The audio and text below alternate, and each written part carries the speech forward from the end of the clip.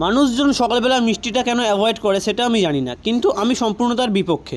আজ সকালে ব্রেকফাস্টে ছিল গরম গরম ধোঁয়া ওঠা নলেন গুড়ের রসগোল্লা, ক্রিম কেক স্ট্রবেরি ফ্লেভারের, আর একটা ছিল ফ্রুট কেক। তো প্রথমে শুরুটা করলাম ক্রিম কেক দিয়ে স্ট্রবেরি ফ্লেভারের। তো কেকটা সোজা কেটে মুখে চালান করে দিলাম, আর খাওয়ার পর জাস্ট আমার রিয়াকশনটা ছিল এই রকম, মানে অসাধারণ হয়েছিল। আর কেকটা আমার দিদি বানিয়েছিল। একবার দেখুন, জাস্ট কেকটা দেখেই বোঝা যাচ্ছে যে কতটা ডিলিশিয়াস হয়েছিল।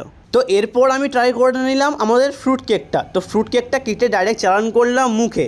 তো এটা আমার ক্রিম কেকের মতো অতটাও ভালো না লাগলেও এটা ক্রিসমাস কেক যেহেতু ঠিকই লাগলো।